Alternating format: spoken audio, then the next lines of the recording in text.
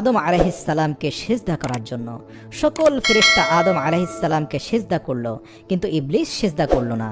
ফলে সে কাফের ও বিতাড়িত হয়ে গেল, আর সে চিরদিনের জন্য জান্নাত থেকে বিতাড়িত হয়ে জাহান্নামে চলে গেল। প্রিয় দর্শক, এর পরের ঘটনাগুলো আমরা জানি কিভাবে ইবলিস হযরত আদম আলাইহিসসালাম এবং মা হাওয়াকে পথভ্রষ্ট করে পৃথিবীতে পাঠালো। তাফসিরে এসেছে পৃথিবীতে একটি মাত্র মানুষ জানতেন যে তিনি কতদিন বাঁচবেন, তা হচ্ছে হযরত আদম আলাইহিসসালাম। আল্লাহ তাআলা তাকে বলেই দিয়েছিলেন তুমি পৃথিবীতে 100 বছর বাঁচবে। এ ব্যাপারে হাদিসে একটি মজার ঘটনা আছে। জান্নাতের মধ্যে একবার আদম আলাইহিসসালামের সামনে কিছু রূহকে হাজির করা হলো। হযরত আদম আলাইহিসসালাম জানতে চাইলেন, ইয়া আল্লাহ, এরা কারা? আল্লাহ বললেন, এরা তোমার সন্তান, যারা তোমার পরে পৃথিবীতে আসবে। আদম আলাইহিসসালাম বললেন, ওই যে রূহটা দেখা যায় ওকে? আল্লাহ তাআলা বললেন, ও তোমার সন্তান দাউদ, সেও নবী হয়ে পৃথিবীতে আসবে। আদম আলাইহিসসালাম বললেন, দাউদ পৃথিবীতে বাঁচবে কতদিন? আল্লাহ তাআলা বললেন 40 বছর। আদম আল্লাহ তাআলাকে জিজ্ঞেস করলেন, হে আল্লাহ, আমি কতদিন বাঁচব? আল্লাহ তাআলা বললেন 1000 বছর। আদম আলাইহিসসালাম আল্লাহ তাআলাকে জিজ্ঞেস করলেন, হে আল্লাহ, আমি 1000 বছর বাঁচব, আর আমার সন্তান দাউদ মাত্র 40 বছর বাঁচবে, আপনি দাউদের হায়াত কিছুটা বাড়িয়ে দিন। আল্লাহ তাআলা বললেন, তা কি করে হয়? এটা তো নির্দিষ্ট হয়ে গেছে। আদম আলাইহিসসালাম আল্লাহ তাআলাকে বললেন, হে আল্লাহ, আমার 1000 বছর হায়াত থেকে 60 বছর আয়ু কমিয়ে দাউদকে দিয়ে দিন। আল্লাহ তাআলা আদম আলাইহিসসালামের সুপারিশ কবুল করলেন।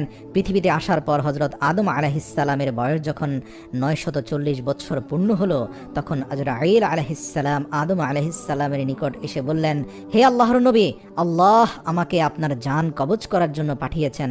আদম আলাইহিসসালাম বললেন, কেন?